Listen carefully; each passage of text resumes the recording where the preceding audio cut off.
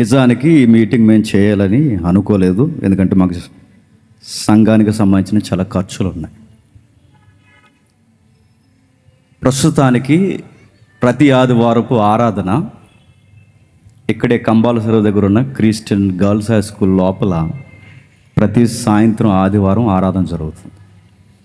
దానిని గూర్చి చిన్న గలిబిలు వచ్చినప్పుడు దాని మీద కూర్చొని మాట్లాడడానికి ఇటీవల కాలంలో లాయర్ గారు సలహా తీసుకోవడానికి మేము వెళ్ళినప్పుడు అనుకోకుండా వచ్చిన డిస్కషన్ మోజెస్ అన్నగారు అన్న మాట ఏంటంటే, ప్రతి ఒక్కరూ ఏదో ఒక మీటింగ్ చేస్తారు కానీ రెజరెక్షన్ మీటింగ్ ఎవరు చేయరు. ఆయన అంటున్న మాటకి నేను మాట కలిపి అన్నాను, నిజమేనన్నా, ఎప్పటి నుండో మా మనసులో కూడా మదులుతున్నది అదే.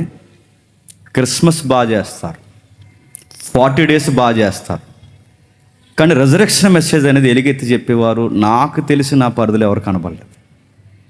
మేము చేయాలనుకుంటున్నాం బ్రదర్, కాకపోతే మాకు కొంచెం ఫైనాన్స్ ప్రాబ్లం ఉండి మేము చేయట్లేదంటే అప్పుడు మరి ఏం చేద్దామంటే అప్పుడు మేము అన్నాం, స్థలము పర్మిషన్ మీరు చూడండి, మిగిలిన కథనం అంతా మేము చూస్తా అన్నాం. అలా అనుకున్నది వచ్చిందే ఈ మీటింగ్. ఇప్పుడు 2 సంఘాల పెద్దలు జాన్సన్ గారు కానీ మోజెస్ అన్న కానీ శాంసన్ గారు కానీ వాళ్ళు నాకన్నా వయసులో పెద్దవారు, పరిచర్యలో పేరున్నవారు, సంఘానికి పెద్దలు. ఒకరోజు ఉదయాన్నే మా ఇంటికి వచ్చి మంచిగా డిస్కషన్ చేసి ఏం చేస్తే బాగుంటుందని. నేను డ్యూటీకి వచ్చిన కొత్తలో నేను చూశాను, ఇక్కడ 10-11 సంవత్సరాల క్రితం రన్ ఫర్ జీసస్ అని ఒక సౌండ్ వినబడ్డది. మరి అన్న వాళ్ళు ఎవరో నాకు తెలియదు.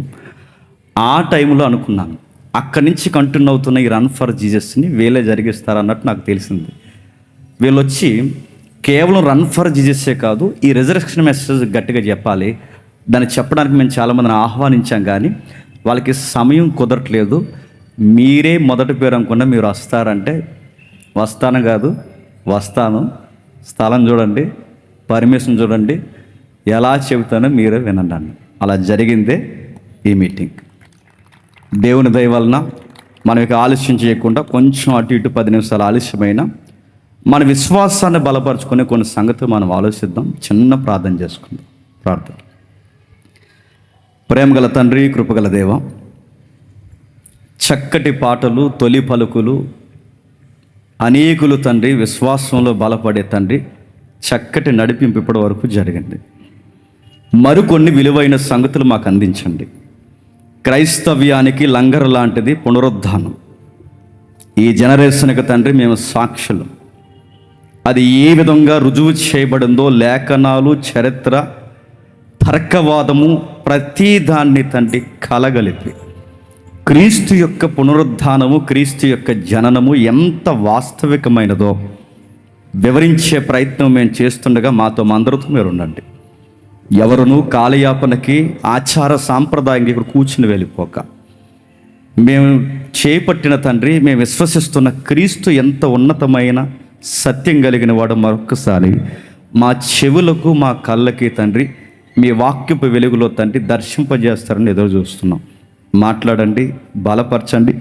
ఈ ప్రయాస, దీని వెనకపడిన ప్రతి ఒక్క తమ్ముళ్ళ కష్టము తండ్రి ఆశీర్వాదకరంగా మారుస్తారని కోరుతూ క్రీస్తునామని ప్రార్థన సమర్పిస్తున్నాం తండ్రి. ఆమేన్. త్వరగా కొన్ని విలువైన సంగతులు మనం చూద్దాం. మత్తయి సువార్త, ఇక దయచేసి ఎవరు అటు ఇటు తిరగొద్దు. మత్తయి సువార్త 27వ అధ్యాయం.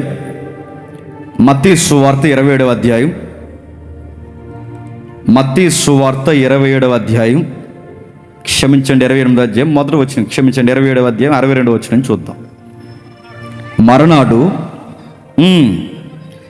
సిద్ధపరచు దినమునకు మరుసటి దినమున ప్రధాన యాజకులను పరిసయ్యులను పిలాతు నద్దకు కూడి వచ్చి, అయ్యా, ఆ వంచకుడు సజీవుడై ఉండినప్పుడు 3 దినములైన తర్వాత నేను లేచినని అతను చెప్పినది మాకు జ్ఞాపకం ఉన్నదనిరి.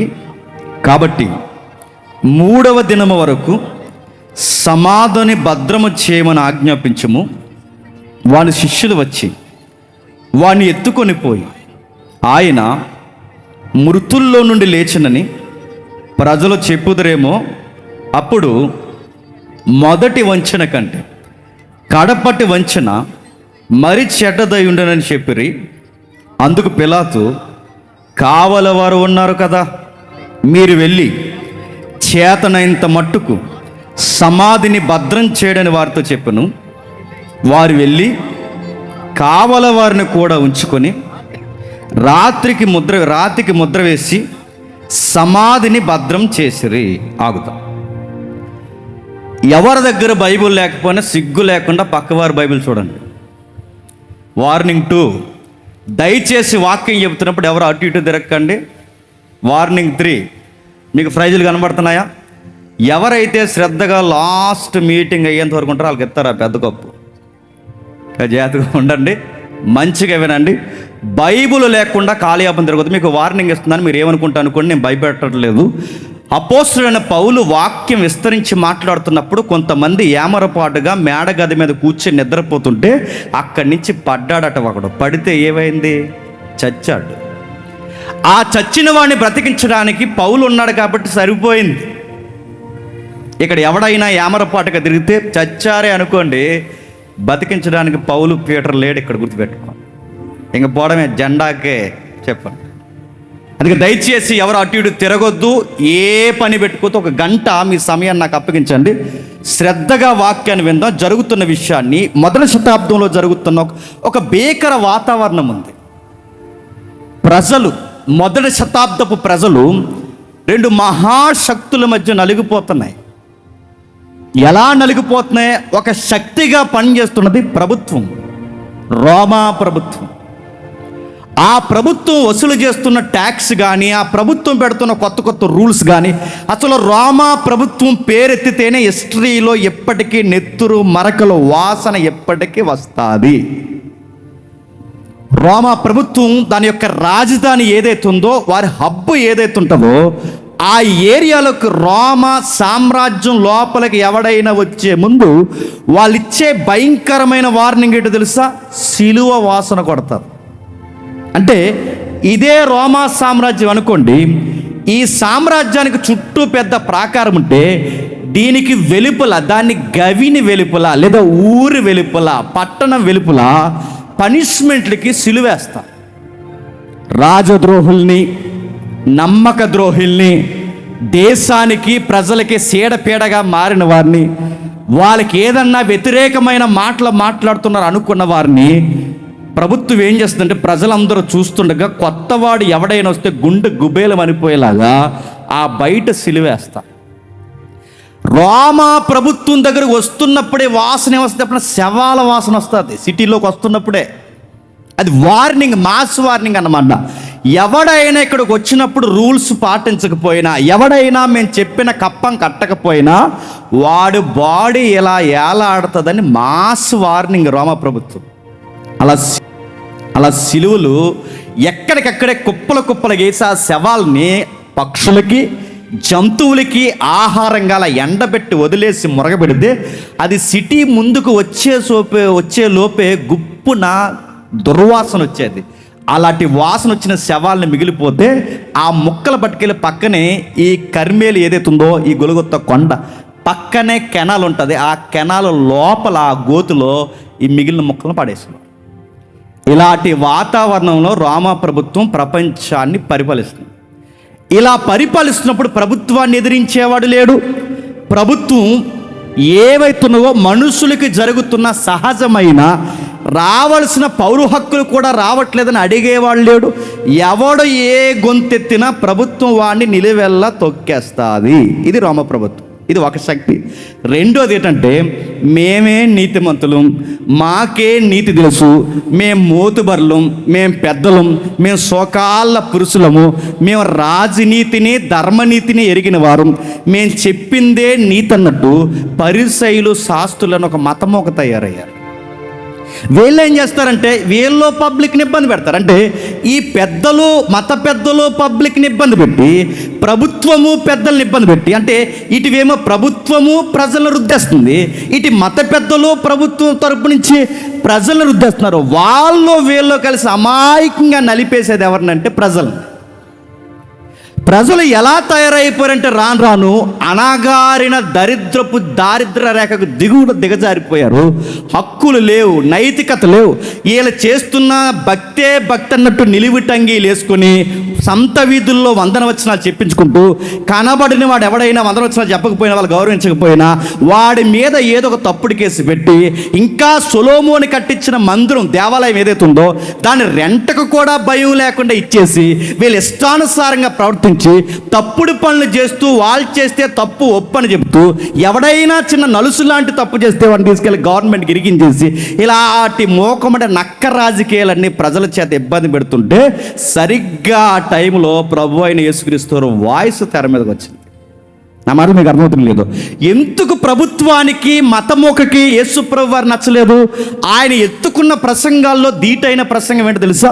ప్రజల్ని కడపటి వారు, నిమ్న జాతీయులు, దిగువ జాతీయులు లేదా అణగారిన ప్రజలని రోమా పరిసయులు శాస్త్రులు తప్ప ఇక ఎవడో ఏ మనుషులో ఉన్నతమైన వాడు కాదని, మిగిలిన వారు దరిద్రపు కుక్కలాంటి జీవితం కలిగిన వారని చెప్పి ప్రజల్ని ఎప్పుడైతే ఇబ్బంది పెడుతున్నారో అలాంటి టైంలో యేసు ప్రభు వారు ఇచ్చిన వాయిస్ ఏంటంటే కడపటి వారే మొదటి వారు అన్నాడు.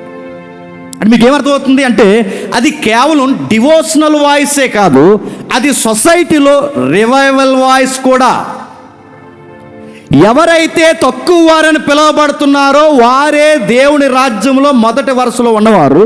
ఎవరైతే కడపటి వారని పిలువబడుతున్నారో వాళ్ళే మొదటి వారు కడపటి వారు అవుతారు, కడపటి వారు మొదటి వారు అవుతారని ఇలాంటి ప్రసంగాలు, ప్రజల మీద ప్రేమ, నైతికత బోధ, ప్రజల్లో చైతన్యం, ఎక్కడికెక్కడ ట్యాక్స్ గురించి, పబ్లిక్ గురించి, నైతికతను గురించి ప్రభు అయిన యేసుక్రీస్తు వారు మాట్లాడుతుంటే మేము నీతిమంతులు అని చెప్పుకుంటున్న వాళ్ళ నీతే కాదని, వాళ్ళ ఉపవాసాలే కాదని, వాళ్ళ ప్రసంగాలే కాదని, వాళ్ళ బలమైన ఆజ్ఞలు ధర్మశాస్త్రం చేస్తారు కానీ సిటికెన వేలుతో కూడా వాళ్ళ కదపరని ఈ దొంగ మోతుబర్ల మోకన ప్రజలారా మీరు అసలు నమ్మొద్దని, వాళ్ళ పులిసిన పిండని, వీళ్ళ దేవాలయాన్ని రెంటకి ఇచ్చేస్తున్నారని ఒక్కసారి గలమత్తి యేసుప్రభు మాట్లాడితే అప్పటి వరకు ఉన్న పెద్ద రకం ఒకేసారి యేసుప్రభు ప్రసంగాలకి దిగజారిపోయినట్టు అయిపోయింది.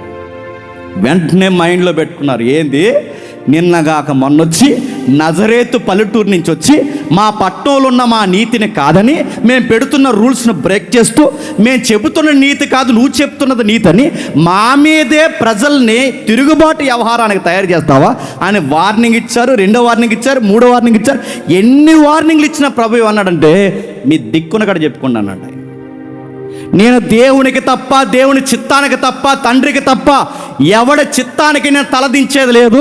నా తండ్రి చిత్తము తొదముట్టించుటయే నాకు ఆహారము తప్ప ఎవరికి తలదించను అన్నాడు. ఈ మాటలు మరీ రేపే వాళ్ళకి చూశారు. ఆయన్ని తప్పు పడదామంటే ఆయన దగ్గర ఏ లూప్ హోల్స్ లేవు. నిన్న మొన్న దొరికాడు జ్యోతిష్యుడు, పేరేటని అడగండి. చిన్నోలాడికి దొరికింది 58 మంది హై క్లాస్ లేడీస్. అలాంటి జ్యోతిష్యుడు కాదు ఈయన. తెర మీద ఒకటి, తెర వెనకాల ఒకటి, బయట ఒకటి, వెనకాల ఒకటి. ఇది కాదు, ఏది చెప్పాడో అదే జీవించాడు, ఏది జీవిస్తున్నాడో అదే చెప్పాడు. తండ్రి చిత్తాన్ని, పరలోకపు అదృశ్య దేవుని చిత్తాన్ని బాహాటంగా బయలుపరిచాడు. ఈయన్ని పట్టుకోవడానికి ఆయన లైఫ్లో ఏ లసుకులు లేవు. చూశారు. ఆ చూసి ఆయన మీద కొన్ని కేసులు పెట్టారు. ఆ కేసులు ఏంటంటే మాబ్ ఫామ్ చేస్తున్నాడు, అంటే పబ్లిక్ని గుంపులు కడుతున్నాడు. పబ్లిక్ని గుంపు కడుతున్నాడంటే ప్రభుత్వం చెవులో ఒక మాట వేశారు. ప్రభుత్వానికి వ్యతిరేకంగా ప్రతిపక్ష గుంపుని తయారు చేస్తున్నాడని, ప్రజల్ని గుంపుగా ఫామ్ చేసి ఆయన రాజు అని చెప్పుకుంటున్నాడని చెప్పి కొత్త కేసులు పెట్టండి అని చెప్పి రాజులకి, చక్రవర్తికి చెవిలో పడేశారు. పబ్లిక్ని ఫామ్ చేస్తున్నాడు. రెండోది ఏం చెప్పారు? ట్యాక్స్ కట్టొద్దంటున్నాడు అన్నారు. మూడోది ఏమన్నాడు? మీరు చక్రవర్తిగా ఉండగా రాజా ఫిలాతు, ఇంకా కిందోడు హేరోదు, మీరు చక్రవర్తులుగా కైసరు మీరుండగానే తానే యూదుల రాజు అని చెప్పుకుంటున్నాడు అన్నారు. ఎక్కడైనా ఈ 3 కేసులు ఏవైతే ఆర్గ్యుమెంట్ పెట్టారో ఎక్కడైనా ఆయన చెప్పాడా? చెప్పకపోయినా ఆయన మీద చెప్పించడానికి దొంగ సాక్షులు పెట్టించారు. ఆ దొంగ సాక్షిని పెట్టించి పిలాతు ముందు నిలబెట్టారు, సన్నిహిద్రిని సభ ముందు నిలబెట్టారు. ఆ పెద్దలందరూ ఒకటి అయ్యారు. ఏ రోజు లోకల్ ఎవరైతే ఉన్న గవర్నర్ దగ్గర తీసుకెళ్లారు, గవర్నర్ కేసు పైకి పంపించాడు. ఆ పైన పిలాతు దగ్గర తీసుకెళ్ళాడు. పిలాతు మొత్తం వాకప్ చేశాడు. పిలాతుకు ఒక విషయం తెలిసింది, చెప్పుకోదగ్గ నేరం ఏమి చెప్పండి, కనబడట్లేదన్నారు. అసలు ఈయన ఏ తప్పు చేశాడని నన్ను పనిష్మెంట్ ఇమ్మంటారంటే, వాళ్ళ దగ్గర ఆన్సర్ లేని స్వరం ఒకటి ఉంది, వాళ్ళ దగ్గర జవాబు లేని స్వరం ఏంటంటే సిలువ వేయము.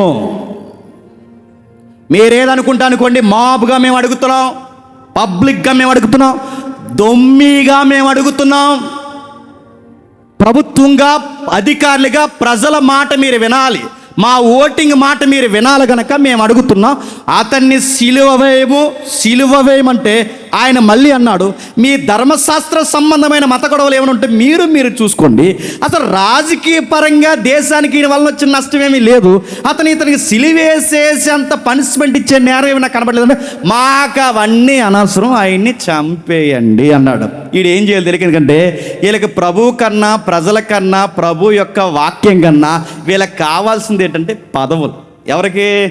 పిలాతుగాడికి కానీ చెప్పండి, హేరోదుకు కానీ, ఆ సన్నిహిద్రిని పెద్దలు ఎవరైతే ఉన్నారో వీళ్ళకి కానీ, వీళ్ళకి దేవుడు ఏమైపోయినా పర్లేదు, దేవుడే దీంట్లోకి వచ్చినా పర్లేదు, వీళ్ళకి ఏమైపోయినా పర్లేదు, పక్కకు పోయి చేతులు అడుక్కున్నాడట.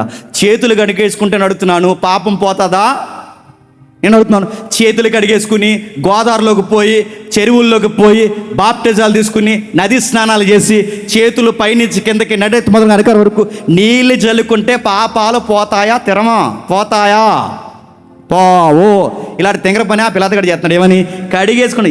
ఏమి కడిగేస్తావు? కడిగెత్తే పోవడానికి పాపం అయ్యా, అది రక్తపు డాగు కన్నా డేంజర్. అది ఒక్కసారి ఆ పాపపు డాగు పడిందో అది ఎంత కడిగినా పోదు. వాడు సేఫ్ జోన్ అనుకున్నాడు, కానీ వాడి హిస్టరీ ఎలా బలయ్యాడు వీలైతే యూట్యూబ్లో ఉంటుంది, వినండి. ఆ పిలాతు ఏం చేశాడంటే ఆ తర్వాత కొరడాలతో కొట్టించాడు, మళ్ళీ తీసుకొచ్చాడు, గోను పట్ట కట్టాడు, చాలేక అవమానించింది వదిలేంటంటే మళ్ళీ అరిశారు, సిలువేస్తే కానీ మా పగ చల్లారుతాం.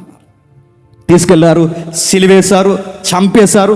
ఆ చంపేసిన తర్వాత 62లో మరనాడు సిద్ధపరచు దినం మొరసటి దినమున ప్రధాన యాజకులు పరిచయాలు పిలాతు ఎదురు కూడా వచ్చి, అయ్యా మీకు విషయం చెప్పాలి, ఆ వంచకుడు, నేను అడుగుతున్నాను, ఎవడు వంచకుడు?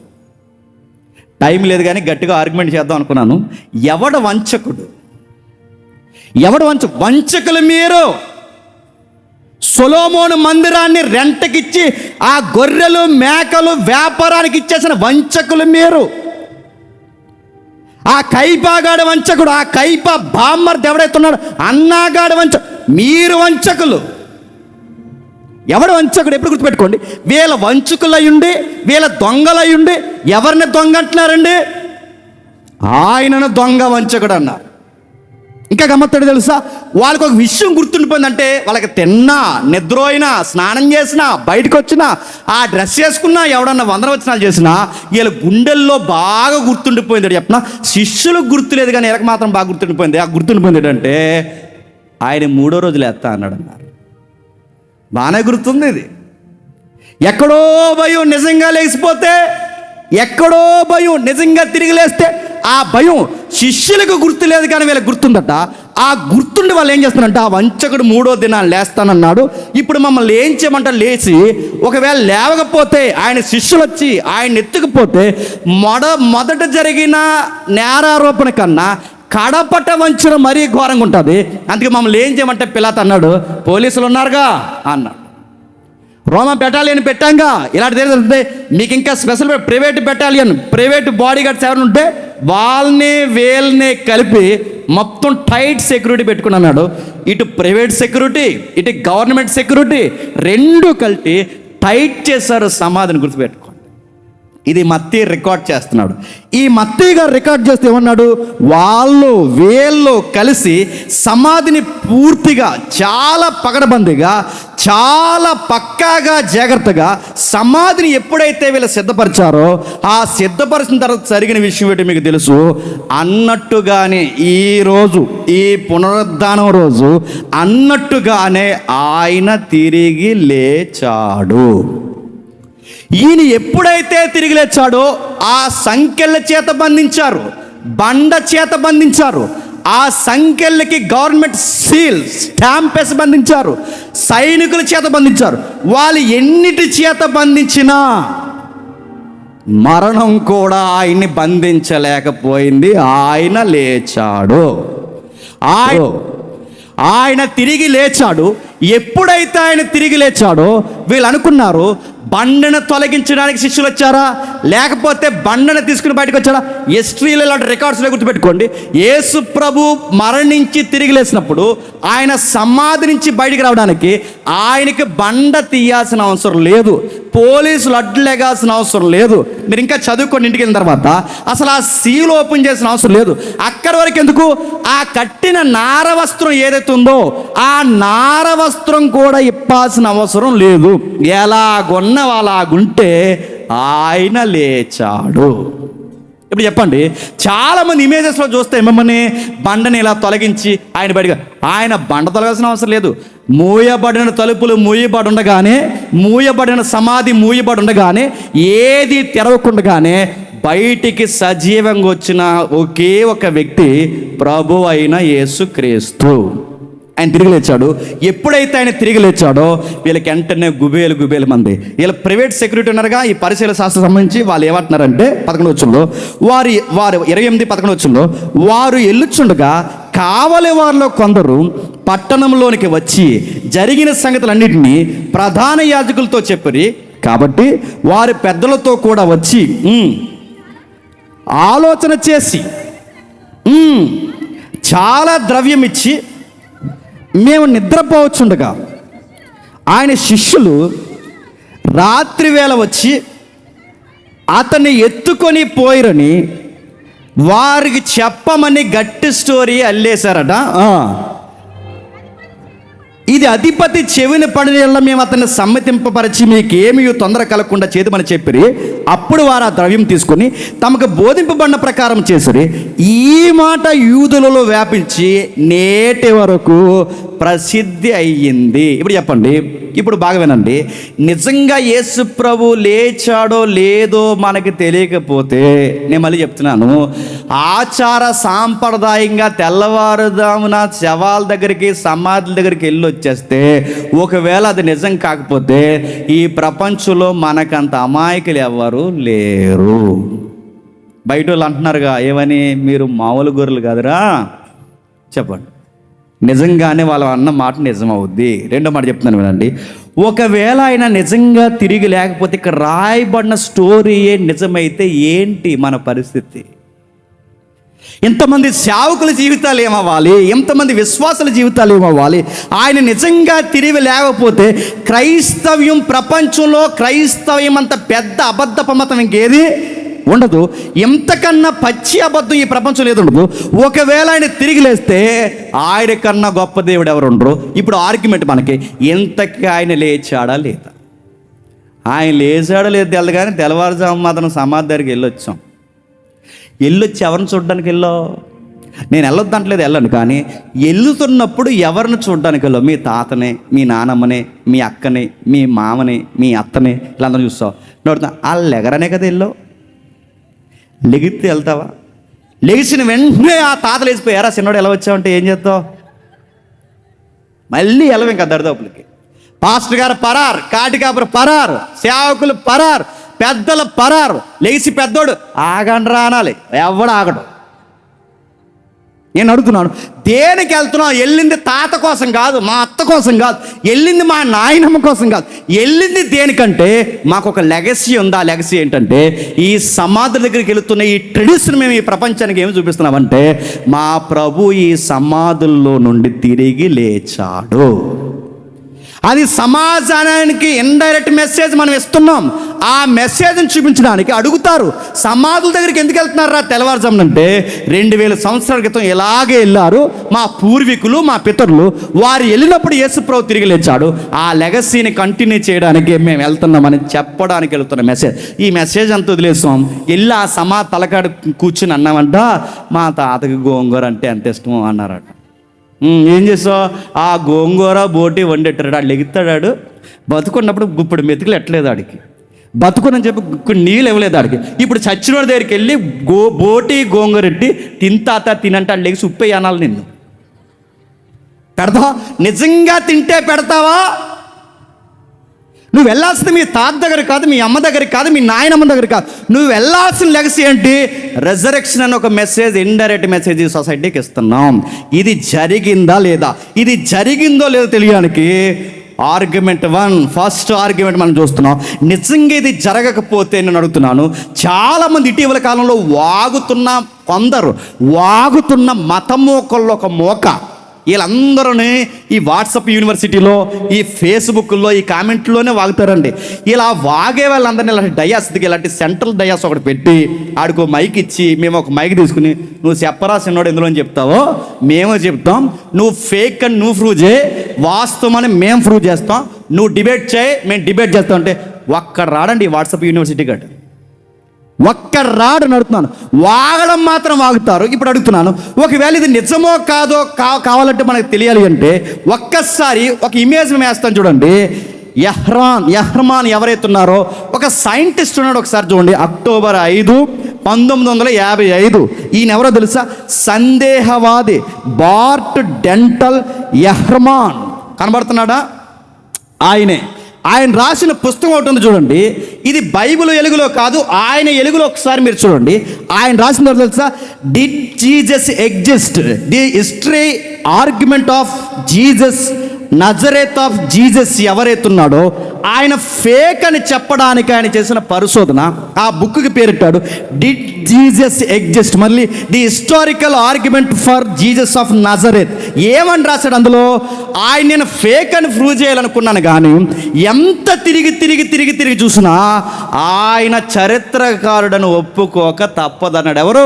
ప్రపంచంలో అనుమానాల్లో నెంబర్ 1 అనుమానం ఎవరో తెలుసా? ఆయనే ఎవరైతే ఉన్నాడో, యహ్రమాన్ ఎవరైతే ఉన్నాడో ఆయన రాశాడు. ఆయనే కాదు, నువ్వు చరిత్రలో కాస్త చరిత్ర మీద అవగాహన ఉన్న ఏ వ్యక్తినైనా, ఏ చరిత్రకారునైనా అడుగు, ప్రతి చరిత్రకారుడు చెప్తాడు యేసు ప్రభుకి చరిత్ర లేకుండా లేదు, యేసు ప్రభు చరిత్రలో ఉన్నవాడని చరిత్రకారుడైన ఎవడైనా చెప్తాడు. అంటే జీసస్కి హిస్టరీ ఉందంటే ఉంది, ఆయనకి చరిత్ర ఉందంటే ఉంది. అలాంటి చరిత్రలో ఆయన ఉన్నాడనడానికి రెండవ ఆర్గ్యుమెంట్ తెలుసా? ఆయన సమాధి చేయబడిన కార్యక్రమం. మొదటి ఆర్గ్యుమెంట్ ఇలాంటి సైంటిస్ట్ లేదా ఇలాంటి చరిత్రకారుల్ని, ఇలాంటి ఫిలాసఫర్ని, తత్వజ్ఞాని ఎవరైతే ఉన్నారో ఇలాంటి వారిని అడగండి. చరిత్రలో ఈ వాట్సాప్ యూనివర్సిటీ వాళ్ళు ఏం చెప్తున్న గాలి మాటలు కాదు. నిజంగా యేసు ప్రభు చరిత్రలో పుట్టాడని దేవుని నమ్మనోడే చెప్పాడు. గుర్తుపెట్టుకోండి, దేవుని నమ్మనోడే చెప్పాడు. ఆయనే చెప్పాడు యేసు ప్రభు నిజంగానే పుట్టాడు అని. ఇంకా గమ్మత్తుడు చెప్పిన టైం లేదని ముగిస్తున్నాను త్వరగా. మీరు చూడండి, ఒక జర్నలిస్ట్ ఉంటాడు, తన భార్య యేసుప్రభు నమ్ముకున్న తర్వాత తన భార్య ఏంటి ఎలాంటి మతంలోకి దూరం, అసలు దేవుడు గీవుడు ఎలాంటి ఏమీ లేవు, నువ్వు ఎందుకు నమ్మావని చెప్పి తన ఆ విశ్వాసం నుంచి వెనక్కి తీసుకురావడానికి, తనని మోటివేషన్ చేయడానికి ఏదైనా చెబుదామనుకుంటే చెప్పే కొలది దీనికి ఇంకా నమ్మకం పెరిగిపోతుంది. కనుక ఆ జర్నలిస్ట్ ఏం చేశాడంటే మొత్తానికి క్రిస్టియానిటీ యొక్క ఫేక్ అని ప్రూవ్ చేస్తే మొత్తానికి నా భార్యే కాదు ప్రపంచంలో చాలామంది రక్షించిన అవుతారని చెప్పి ఆ వ్యక్తి చేసిన పని ఏంటో తెలుసా? మొత్తం మీద నా భార్య నమ్ముతున్న విశ్వాసం ఆధారం లేని విశ్వాసం ప్రూవ్ చేయాలని మొత్తం స్టడీ చేసిన తర్వాత ఆడికి అర్థమైంది ఏంటంటే మా ఆవిడే రైటు, నేనే రాంగు. చివరికి ఆడు క్రైస్తవుడయ్యాడు. దీని మీద మూవీస్ ఉన్నాయి, దీని మీద అనేకమైన డాక్యుమెంట్స్ ఉన్నాయి, బుక్స్ ఉన్నాయి, మీరు కాబట్టి చదవండి. ఇలాంటివి ఎన్నో జరిగాయి. ఇప్పుడు ఆర్గ్యుమెంట్ 2, రెండో దాంట్లో మనకి ఏం జరుగుతుందంటే అసలు యేసు ప్రభు చరిత్రకారుడైతే చరిత్ర ప్రకారము ఆయన్ని రోమా ప్రభుత్వం ప్రజల మన్నను చేత సిలువేశారు. ఇది పక్కా, ఆయనను సిలువేశారు. ఇప్పుడు ఆయన సిలువేశారన్నది వాస్తవం అయితే ఆ సిలువ వేసిన తర్వాత ఆయన ఎక్కడ పెట్టారు? సమాధిలో పెట్టారు. ఇప్పుడు ఆర్గ్యుమెంట్, ఆయన సమాధిలో పెట్టింది ఎవరు? ఇందాక ఒక స్టోరీ చెప్పారుగా, శిష్యులు వచ్చి ఎత్తుకుపోయారు. అట్లా అడుగుతున్నాను, శిష్యులు వచ్చి ఎత్తుకుపోతే ఆయన్ని శిష్యులు వచ్చి ఎత్తుకెళ్ళిపోతే అసలు సమాధిలో పెట్టింది ఎవరు? పేతురా, యోహానా, యాకోబా? అసలు యేసు ప్రభు వారిని సమాధిలో పెట్టింది ఎవరు? బయట వ్యక్తి. ఆ వ్యక్తి పేరు జోసెఫ్ అరిమథయ. అరిమతయి యోసేపు పెట్టాడు. ఇంతకీ అరిమతయి యోసేపు ఎవరు? సన్హెద్రిన్ సభలో ఒక పేరుగాసిన పెద్ద. ఇంతకీ అరిమతయి యోసేపు ఎవరు? ఆ మత్తయి సువార్త మీరు ఇంటికి వెళ్ళగా చదవండి, ఆయన ధనవంతుడు. ఇంతకీ అరిమతయి యోసేపు ఎవరు? ఇటు మత ప్రపంచానికి అటు ప్రభుత్వానికి బాగా పేరు మోసిన వ్యక్తి. ఈయన పెద్ద, సమాజపు పెద్ద, సన్నిహెడ్రిన పెద్ద, ఆ గవర్నమెంట్ తరపున పెద్ద. ఇలాంటి పెద్ద ఆయన యేసు ప్రభుకి బరియలు జరిగించాడు.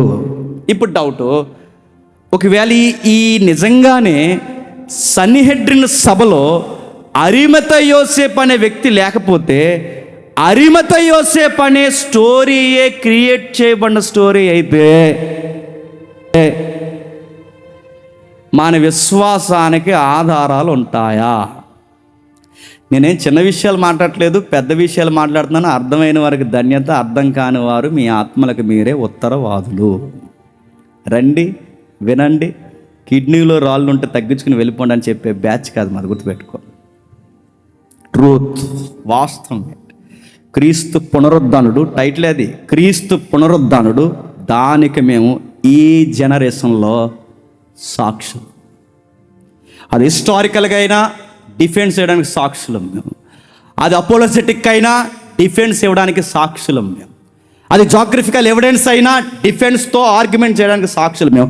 ఈ జనరేషన్కి మేము బతుకుండగా మా తరానికి మా ఇలాకాలలో మేము సాక్షులు. ఏం జరుగుతుంది? మళ్ళీ చెప్తున్నాను, ఏం జరుగుతుంది? నిజంగా సన్నిహెడ్రిన సభలో అరిమతయి యోసేపు ఉన్నాడా లేడన్నది పాయింట్.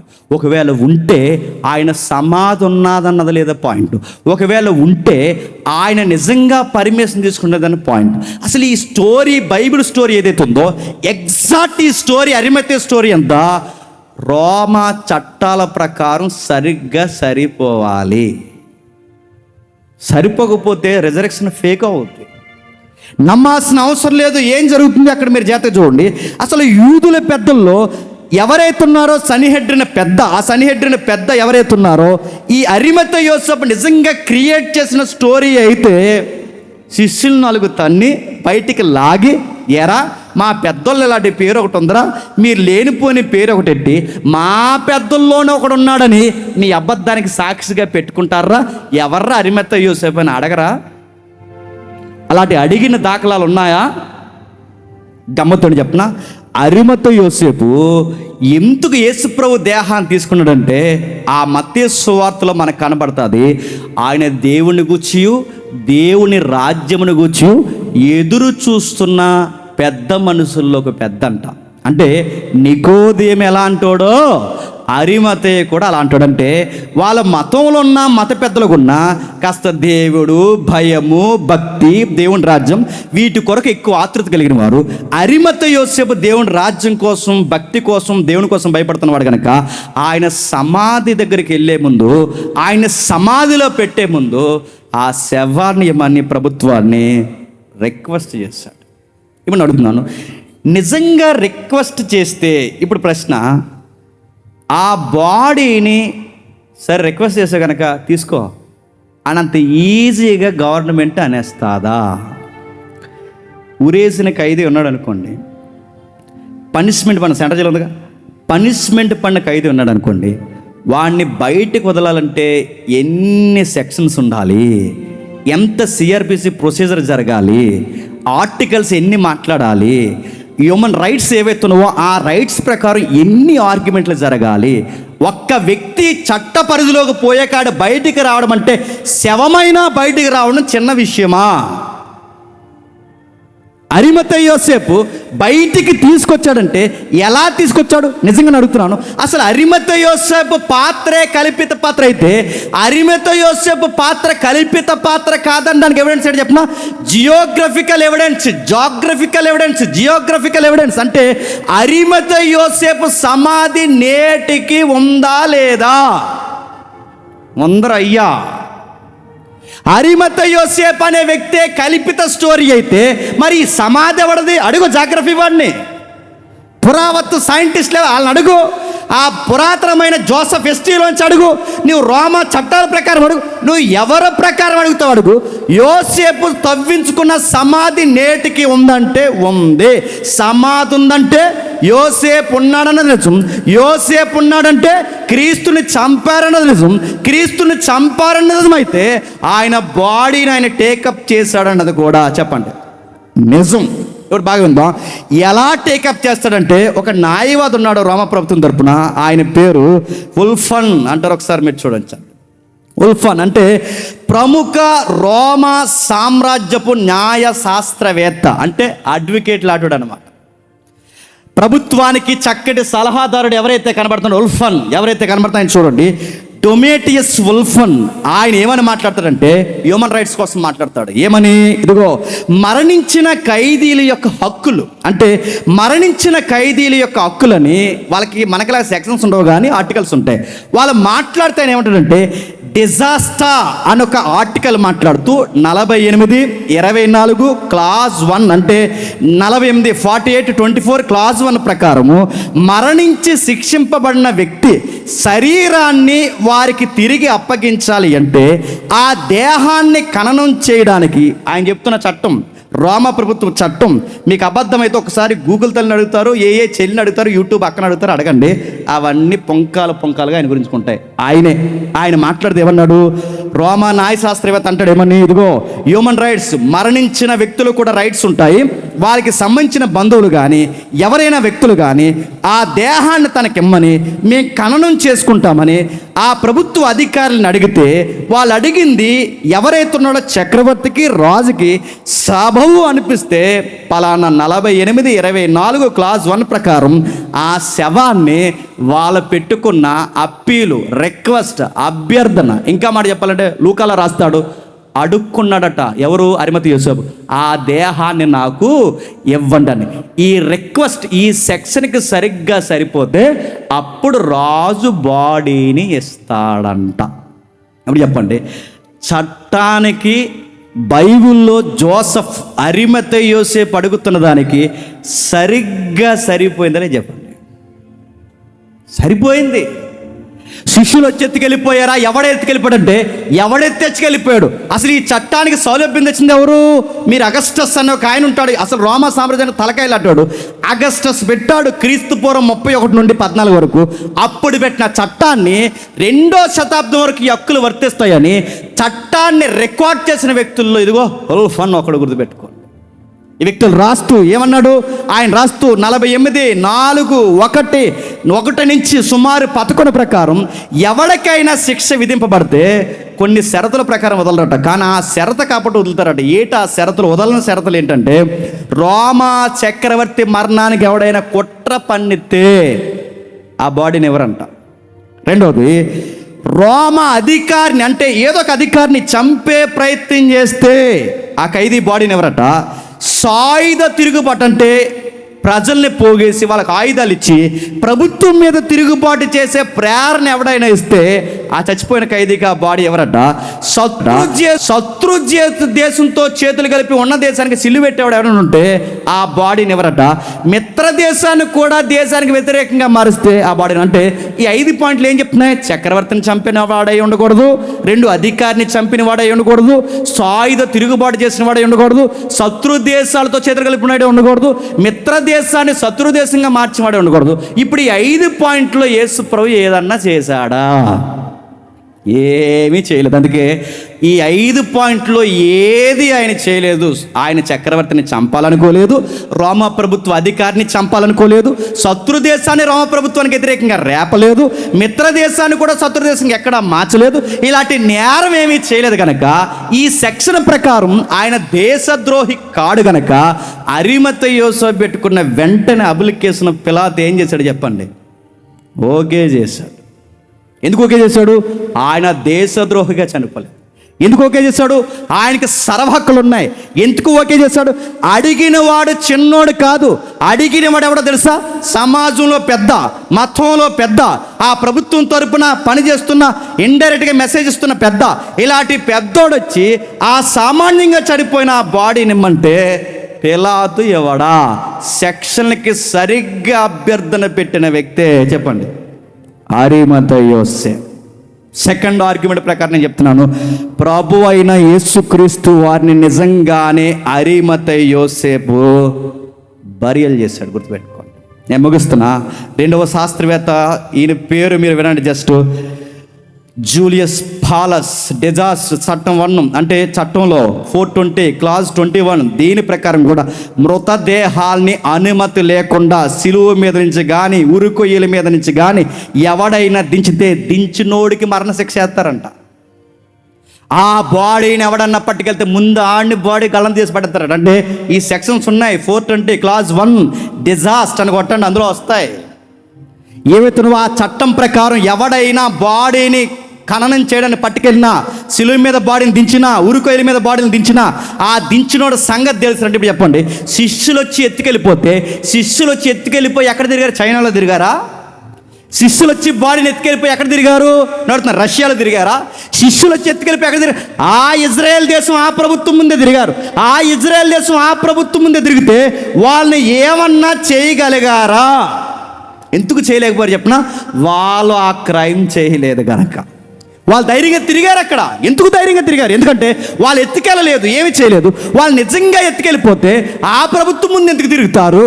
ఆ పెద్దల ముందు ఎందుకు తిరుగుతారు? వాళ్ళ ముందు ఈ సువార్త ఆయన తిరిగి లేచని ఎందుకు చెప్పుకుంటారు? నోర్మి ఏంటో ఎత్తుకెళ్ళిపోయి మళ్ళీ లేచాడని చెప్తున్నాను. వాళ్ళని కొట్టరా? గమ్మత్తని చెప్తున్నా, అసలు కొట్టే ప్రయత్నాలు చేశారంటే చేశారు. అపోస్తలుల గారి ఇంటికి వెళ్ళి చదవండి. యాకోబు యోహాల్ని, పేతురులు ఎవరైతే ఉన్నారో ఈ పేతురు యాకోబు యోహాన్ లాంటి వారిని పిలిచి గట్టిగా అపోస్తలుల కార్యంలో కొట్టి, ఈ నామమును గురించి కానీ ఆయన పేరుని కానీ సువార్తను కానీ మీరెక్కడైనా చెప్పారు, ఈసారి కొట్టడం కాదు సంపుతామంటే పేతురు యోహాల్ని ఎవరు చెప్పనా? మేము కన్నవాటిని ఎన్నవాటిని చెప్పకుండా ఉండలేమని అడుగుతున్నాను. నిజంగా శవాన్ని ఎత్తుకెళ్ళిపోయినాడంటే శవం కోసం ఎవడైనా శవం అయిపోతాడా? అబద్ధం ఇప్పటివరకు చెప్తామండి, మనకి ఏమి ఇబ్బంది లేదంతకాలం చెప్తాం. ఆ అబద్ధమే మనకు పంపించేస్తుందని కూడా ఏం చెప్తాం? బాబా ఏదో బతుకు తెరుగు కోసం చెప్పండి, ఏదో చెప్పిన వాడిని వదిలినట్టు అంటామా అనమా? కానీ శిష్యులు ఏమన్నా తెలుసా?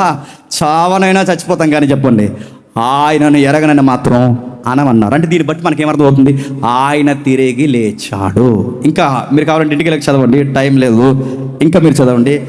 ఎవరైతే ఉన్నారో విల్సమ్ లైన్ చరిత్రకారుడు, ఆయన అంటాడు, యేసు ప్రభు బరియలు జరిగిందని చరిత్రలో పచ్చి నిజమని ఖచ్చితంగా అందరూ ఒప్పుకోవాలి. చరిత్ర ప్రకారం ఆయన సమాధి ఎక్కడుందో నేటికి ధృవీకరించొచ్చని విల్సమ్ లైన్ చెప్తాడు. మీరు కావాలంటే వినండి.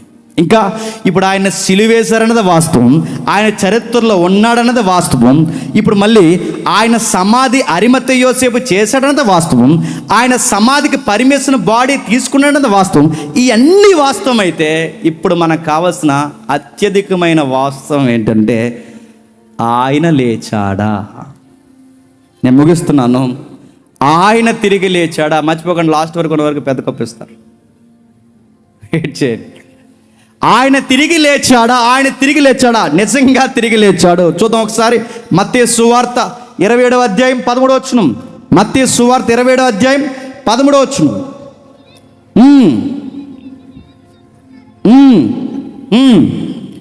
క్షమించండి 28వ అధ్యాయం 13వ వచనం. 28వ అధ్యాయం 13వ వచనం. కాబట్టి వారి పెద్దలతో కూడి వచ్చి ఆలోచన చేసి ఆ సైనికులకు, మేము నిద్రపోవచ్చుండగా శిష్యులు రాత్రి వేళ వచ్చి అతన్ని ఎత్తుకొని పోయిరని మీరు చెప్పుడు. నేను అడుగుతున్నాను, ఆయన ఎత్తుకొని పోయి శిష్యులు వచ్చి మేము నిద్రపోవచ్చుండగా ఆయనని ఎత్తుకొని పోయిరని ఈ సాక్ష్యం చెప్పించారే ఈ తిరమ్మాలి పెద్దలు.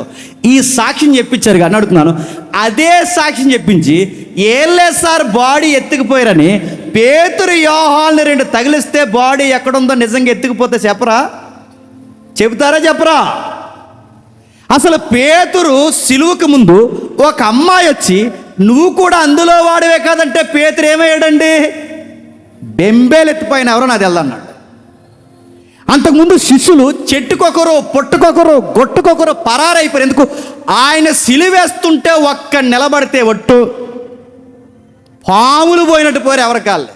కానీ సిలువకు ముందు పరారైపోయిన వారు సిలువ తర్వాత కుందేళ్ల స్థాయిలా, సింహాలలా, సింహ స్వప్నంలా మారిపోయి ఈరోజు సామాన్యులు గలలేతులో పుట్టినవారు, నజరేతులో పుట్టినవారు, చేపల బట్టి సామాన్యులు, ఇద్దలేని పామర్లు వీళ్ళ ప్రభుత్వం కొడుతున్నా తిడుతున్నా కూడా మేము ఎరక్కండా ఉండలేకపోతున్నాం, ఆయన లేచని చెప్పకుండా ఉండలేకపోతున్నామని వీళ్ళ గట్టిగా చెప్తున్నారంటే ఈ సిలువకు ముందు సిలువ తర్వాత ఈ మధ్యలో ఎంత మార్పు వచ్చిందంటే వీళ్ళ మధ్యలో ఏం చూశారు? ఖాళీ సమాధి చూశారు. ఖాళీ సమాధి చూస్తే ఏమైంది? అందులో ఆయన లేడు, తిరిగి లేచాడు. ఆయన తిరిగి లేచింది వాస్తవం కాకపోతే, నేను అడుగుతున్నాను, ఆయన తిరిగి లేచింది వాస్తవం కాకపోతే ఒక అబద్ధాన్ని భుజాల మీద వేసుకుని ఇండియా వరకు తోమా వచ్చి ఇక్కడ అమాయకంగా చచ్చిపోతాడా? ఇండియన్ హిస్టరీ అడుగుతున్నాను నేను. ఒక అమాయకుడు అంటే 12 మందిలో ఇన్ని దేశాలు రవాణా సౌకర్యం లేని కాలంలో అంత దూరం నుంచి ఇండియా వచ్చి ఇక్కడ మతోన్మాది మోకలు ఎవరైతున్నారో వాళ్ళ చేతుల్లో అమాయకంగా ఒక అబద్ధం కోసం చచ్చిపోతాడా? చచ్చిపోతూ కూడా ఏం చేశాడు చెప్పనా? సంఘాన్ని కేరళ, కాలికట్, తమిళనాడు, చెన్నై పరిసర ప్రాంతాల్లో సువార్త విత్తనమే చచ్చిపోయి గుర్తుపెట్టుకోండి. వాళ్ళు నిజమని నమ్మారు కనుక, వాళ్ళ కళ్ళతో చూశారు కనుక, వాళ్ళు చూస్తున్నది నిజమని వాళ్ళకు ధృవీకరణ అయ్యింది కనుకే వాళ్ళు దాని కొరకు చచ్చిపోయారు. ఎవడో ఎప్పుడు చచ్చిపోతాడు చెప్పండి? నిజమని నమ్మినప్పుడు చచ్చిపోతారు. అబద్ధానికి ఎవడు చనిపోతారు చెప్పండి? అబద్ధం ఎప్పటివరకు అండి? ఈ 60 ఏళ్ళు బతికే గుప్పుడు మెతుకుల కోసం అబద్ధాలు చెప్పుకుంటూ తిరుగుతాం. రేపు పొద్దున అదే మనకు సావే కూర్చుంటే తప్పు అయిపోయిందంటే ఇక్కడి నుంచి అలా చేయనని ఒప్పుకోరా చెప్పండి? కానీ శిష్యులు చచ్చిపోవడానికి ఒప్పుకున్నారు, ఆకలి దప్పులుతున్నారు, శవాల మధ్య పడుకున్నారు, అడవిల్లోకి తరగబడ్డారు, ప్రభుత్వానికి వ్యతిరేకమైపోయారు, తలక్రిందులుగా సిలువ వేయబడ్డారు. అక్కడ వరకు ఎందుకండి? డాక్టర్లు, పెద్ద పెద్ద లాయర్లు, గొప్ప గొప్ప వ్యక్తులు వారు చదువులు అన్నీ పడేసి మన ఇండియాకి వచ్చి ఎందుకు ఇక్కడ మట్టి గోడల్లో, మట్టి ఇసుకల్లో, ఈ ఇసుక తెన్నుల్లో నాగరికత లేని ఈ దోమల పాముల మధ్య ఇక్కడ ఎందుకు బతికి వాళ్ళు చస్తూ చనిపోతూ ఇలాంటి చర్చిలు, ఈ సంఘాలు, ఇలాంటి స్కూళ్ళు, ఇలాంటి విద్యలు, ఇలాంటి వైద్యాన్ని పెట్టి ఎందుకు చనిపోయారు? వాళ్ళందరూ అమాయకులా? నీకు నాకన్నా బాగా చదువుకున్నారు, గుర్తెట్టుకోవాలి. నీకు నాకన్నా బాగా రాజనీతి తెలిసిన వారు, నీకు నాకు బాగా హిస్టరీ తెలిసిన వారు, నీకు నాకు బాగా మన అందరికన్నా వాళ్ళకి జాగ్రఫీ బాగా అన్నీ తెలుసు. వాళ్ళకి ఎంత చదివి ఆక్స్ఫర్డ్ లాంటి యూనివర్సిటీలో చదివి అంత చదువులు చదివి అన్నీ వదిలొచ్చి క్రీస్తు కొరకు ఇండియాలో అసూలు బాసి ఈరోజు ఇలాంటి స్థలాలు ఇచ్చిపోయారంటే ఏ అబద్ధాన్ని నమ్మొచ్చారో వాళ్ళు చెప్పండి. ఒకవేళ 12 మంది అబద్ధం నమ్మారనుకోండి, మగ్దలేని మరియా అబద్ధం నమ్మేస్తుందా అని అడుగుతున్నాను. చాలామంది స్త్రీలు అబద్ధం నమ్మేస్తారా అని అడుగుతున్నాను. పేతురు, యోహాను ఇద్దరు అబద్ధం నమ్ముతారా ఇంకా అడుగుతున్నాను. మార్గ మధ్యలో ఇద్దరు శిష్యులు ఎంఏఎం మార్గంలో వాళ్ళు అబద్ధం నమ్మేస్తారా? 1 డే 40 days పైనే వాళ్ళు సుమారు 500 మంది అబద్ధాన్ని నమ్మేస్తారా? ఇంతమంది నడుతున్నాడు. వీళ్ళ పైబచ్చి కింద కన్నా స్కెల్టన్ చెప్పాడు, బాగా చెప్పాడు. ఆ స్కెల్టన్లో ఒక మాట అన్నాడు, మీరు చూడండి. భ్రమకు గురయ్యారట. ఏం భ్రమకు గురయ్యారు? నీది భ్రమ. వాళ్ళు నిజంగా భ్రమకు గురైతే మేరీ భ్రమకు గురైందంటే ఒప్పుకోవచ్చు, ఎందుకంటే ఫస్ట్ చూసింది ఆవిడే. రెండోది, స్త్రీలు భ్రమకు గురయ్యారంటే అనుకోవచ్చు. ఒకవేళ ఇద్దరు శిష్యులు భ్రమకు గురయ్యారంటే అనుకోవచ్చు. పేతురు, యోహాను భ్రమకు గురై అనుకోవచ్చు. అడుగుతున్నారు 500 మంది భ్రమకు గురైపోతారు. అసలు భ్రమ అనేది అది ఏమైనా అంటువేదా నడుతున్నాను. ఇప్పుడు మనం ఎంతమంది నేను భ్రమకు గురయ్యానంటే అనుకోవచ్చు, వాళ్ళు అయ్యారంటే అనుకోవచ్చు. అందరి సభకు వచ్చిన వాళ్ళందరూ భ్రమకు గురయ్యారంటే అన్నవాడిని ఏమంటామని? నీది భ్రమర అయ్యా. అందరూ భ్రమ నడుతున్నాను. అదేమన్నా సైకలాజికల్ ప్రాబ్లమా? ఒకవేళ అది భ్రమో నిజమో కాదో చెక్ చేసుకునే యాటిట్యూడ్ సంఘానికి ఉందో లేదో ఒకసారి అపోస్తుల కార్యం తీయండి. అపోస్తుల కార్యములు త్వరగా, అపోస్తుల కార్యములు 12వ అధ్యాయం త్వరగా, అపోస్తుల కార్యములు 12వ అధ్యాయం 15వ వచనం ముగిద్దాం. అపోస్తుల కార్యములు 12వ అధ్యాయం 15వ వచనం.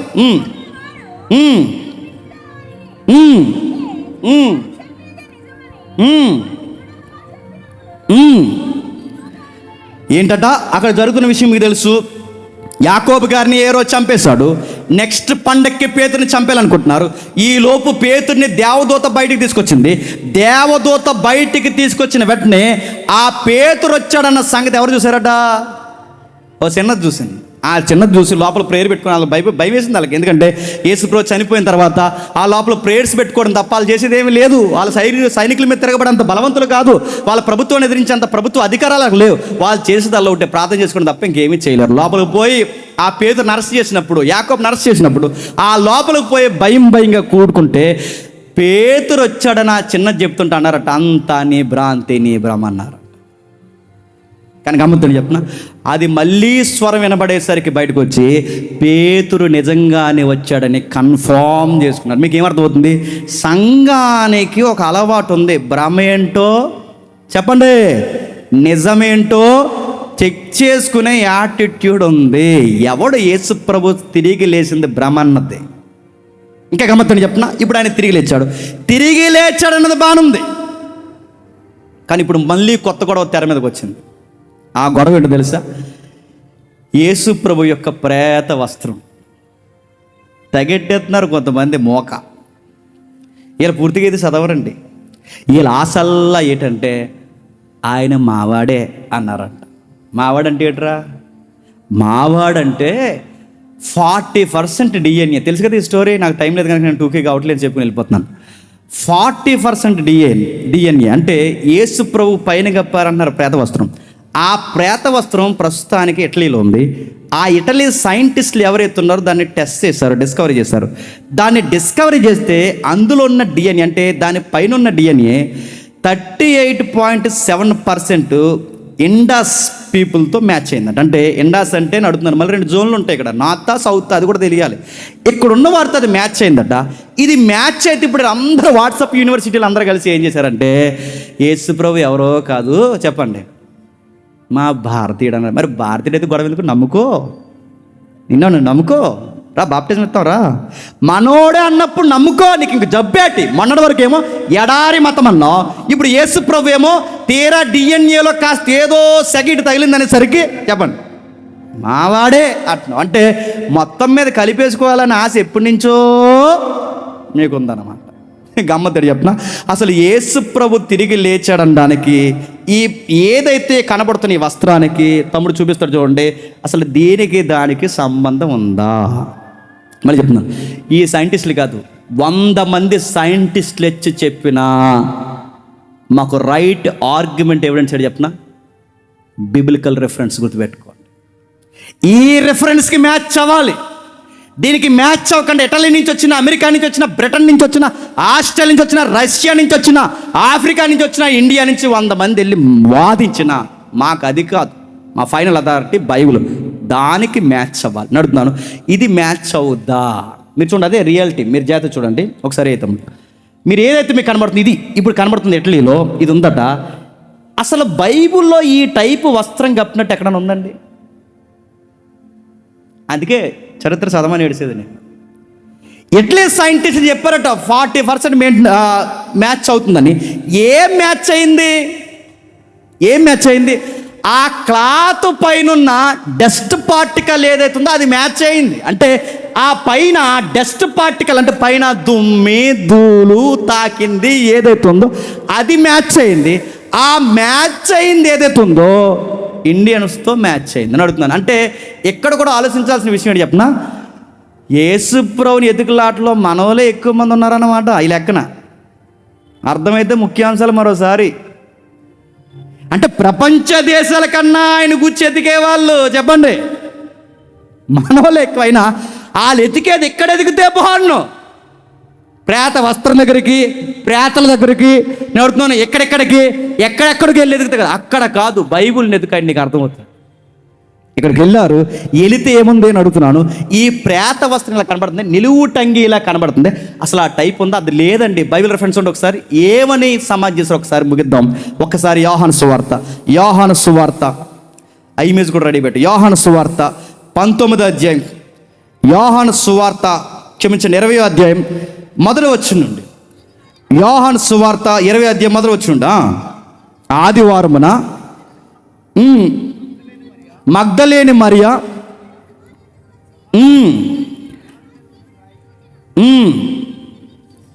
ఆమె పరిగెత్తుకుని పోయి ఇలా చెప్పిన ఆ తర్వాత ఏం జరుగుతుందో కిందకి చదవండి. సీమోను పేతురు మరి ఒక శిష్యుని యొద్దకు వచ్చి అని చెబుతూ 4వ వచనం వారిద్దరూ కూడి పరిగెత్తుచుండగా, అంటే యాకోబు క్షమించండి, యోహాను పేతురు పరిగెడుచుండగా ఆ శిష్యులు పేతురు కంటే త్వరగా పరిగెత్తి ముందుగా సమాధి ఎదుకు వచ్చి వంగి నార బట్టలు పడుండుటయు, నార లెనిన్ క్లాత్, ఆ నార బట్టలు పడుండుటయు, కిందికి ఆ నార బట్టలు పడి ఉంటాయో కానీ అతడు సమాధిలో ప్రవేశించలేదు. అతడు సీమోను పేతురు అతను వెంబడి వచ్చి సమాధిలో ప్రవేశించను. నార బట్టలు పడుండుటయు ఆయన తల రుమాలు నార బట్టల యొద్ద ఉండగా నేరుగా ఇంకొక చోట చుట్టబడి ఉండుటయు చూసని. ఇది చదివితే మీకు అర్థమైపోలేదు. ఇప్పుడు చెప్పండి, నిలువుటంగిని యేసు ప్రభు కప్పారని రికార్డ్స్ చెబుతున్నాయా? సుమారు 2-3 వస్త్రాలు పైతే ఆ వస్త్రాలతో లెనిన్ క్లాత్తో ఆయన చుట్టారని చెబుతున్నాయా? రికార్డ్స్ చెప్పండి. అసలు యూదులు బరియలు ఎలా జరుగుతాయి నీకు తెలుసా అయ్యా? డిఎన్ఏ మాది అంటే నీకు తెరవలేదు నీకు. అసలు యూదులు బరియలు ఎలా చేస్తారో ఒకసారి చూడు, అదిగో చూడు. అలా చుడతారు అంటే ఈ సన్నటి క్లాత్ అలా రౌండ్గా చుట్టి అదిగో అది చూడండి. నేను చెబుతున్న అబద్ధమైతే నన్ను నిలదీసి అడగండి. నేను చెబుతున్నది అబద్ధమైతే డిబేట్ కూర్చోబెట్టి, నేను చెబుతున్నది అబద్ధమైతే మీది సత్యమని డిఎన్ఏలో వస్తారో రికార్డ్స్లో వస్తారో ఏదైతే మనకు కనబడుతుందో ఈ ప్రేత వస్త్రం దేని ద్వారా రికార్డ్స్ మాట్లాడతారో మాట్లాడండి, మేము నిరూపించడానికి మేము సిద్ధం. ఆయన పునరుద్ధానుడు, దానికి మేము చెప్పండి సాక్షులు. అందుకే ఆయన అలా చుట్టారంటే ఆ కింద నుంచి ఆ కింద అరికాలు దగ్గర నుంచి పై వరకు ఇలా చుట్టుకుంటూ వచ్చి తల దాకా వచ్చిన తర్వాత ఏం చేస్తారంటే తలకి ప్రత్యేకమైన రుమాల్ లాంటిది చుడతారు. అంటే బాడీని కట్టే వస్త్రం వేరు, చెప్పండి, తలకి పెట్టే వస్త్రం వేరు. మరి ఇటలీలో ఉన్న వస్త్రం ఏంటి? అదేదో పెద్ద సున్నీలా గప్పేరేటది. నా మాట మీకు అర్థమవుతుంది లేదు. అసలు ఇటలీలో ఉన్న వస్త్రం అది మొత్తం ఏకంగా ఒక పెద్ద సొక్క ముక్కలాగా ఆడపిల్ల సున్నీలా ఉంది. అది ఏంటి? అది ఎక్కడది? అది ఈ రిఫరెన్స్కి అది మ్యాచ్ అవుతుందా? ఇక్కడ 2 రకాల వస్త్రాలు, తల రుమాలు కనబడుతుంది, ప్రేత వస్త్రం కనబడుతుంది. తల రుమాలు కనబడుతుంది, ప్రేత వస్త్రం అంటే బాడీకి కట్టేది వేరు, సుట్టేది వేరు. ఇది కప్పేది కాదు, చెప్పండి, సుట్టేది. ఆ సుట్టేది ఎలా చుడతారు? అందులో బోలము, సాంబ్రాణి, అగరు ఇలాంటి ద్రవ్యాలు ఆ లేయర్ కంటే ఈ చుట్టిన లేయర్కి మధ్యలో ఆ ద్రవ్యాన్ని రాసి అప్పుడు చుడతారు. ఎలాగ మీకు అర్థం కావాలంటే కాలు చెయ్యి ఇరిగిపోయింది అనుకోండి, సిమెంట్ కొట్టేస్తారు చూసారా? ఆ సిమెంట్ కొట్టేస్తున్నప్పుడు దానికి మధ్యలో సిమెంట్ ఎలాగైతే రాస్తారో ఆరిపోయిన తర్వాత అది ఎలాగైతే గట్టిగా అయిపోద్దో సేమ్ అలాగే సుగంధ ద్రవ్యాలతో కట్టేసినట్టే వేస్తారు. అది వాళ్ళ బరియల్. నీకేం దొరికింది అంటున్నావు? మా క్లాత్ దొరికింది, అందు మీద డిఎన్ఏ ఉంది, సైంటిస్టులు చెప్పారు, అది మా డిఎన్ఏ అన్నారంట. నేను అడుగుతున్నాను, మీ డిఎన్ఏ అంటే ఏంటి? బాగా ఎతికారు అక్కడ మీరు అందరూ, రష్యన్స్ ఎతికారు. నడుతున్నాను ఆ పై ప్రాంతాలు ఎతికారు, మిడిల్ ఆసియాలోనూ ఎతికారు. కానీ ఎక్కువగా యేసు ప్రభు అనే డౌట్లో ఎక్కువ ఎతికింది ఎవరు చెప్పండి? మీరు ఎతికారు. అందుకే మన వ్యసనం ఇది కాదు. అయినా ఈ ప్రేతవస్త్రం చుట్టే ఈ మమ్మీలు ఏవైతున్నావో ఈ మమ్మీలాగా ప్రేతవస్త్రం చుట్టే ఈ అలవాటు జూయిష్ పీపుల్కి ఎక్కడది? 400 సంవత్సరాలు ముగిస్తున్నాను. 400 సంవత్సరాలు ఐగుప్తిలో బానిసలుగా ఉన్నారు ఇశ్రాయేల్, తెలుసుగా. ఆ టైంలో యాకోబు గారు చనిపోయారు, ఆ టైంలో యోసేపు గారు చనిపోయారు.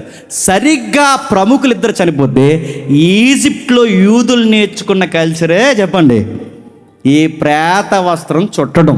అక్కడి నుంచి వచ్చింది. నడుతున్నాను ఈ వస్త్రం జీవించి డిఎన్ఏ మాది అంటే నడుతున్నాను జీడి చార్ని ఫ్రాన్స్ వ్యక్తి, ఈ వ్యక్తి మొదట సుమారు 13వ శతాబ్దంలో అంటే మొట్టమొదటిసారి ఈ క్లాత్ని, ఈ వస్త్రాన్ని చార్ని అనే వ్యక్తి, ఫ్రాన్స్ దేశానికి చెందిన వ్యక్తి, ఆ వ్యక్తే మొట్టమొదటిసారి ఈ వస్త్రాన్ని ప్రపంచానికి చూపించాడు.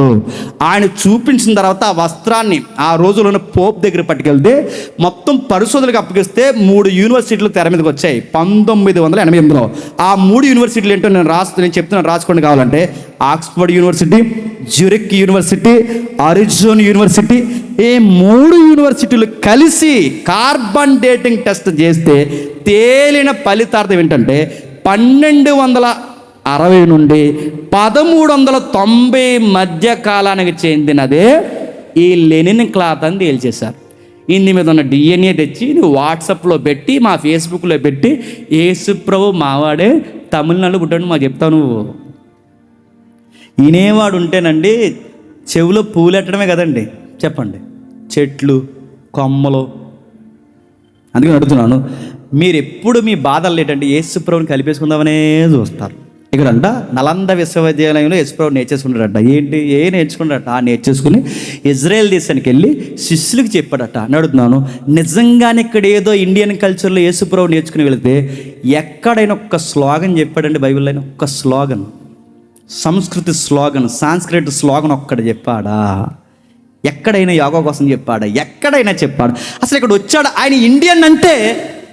మరి మరియమ్మ ఎవరు? పాకిస్తానా? ఏసేపు ఎక్కడోడు?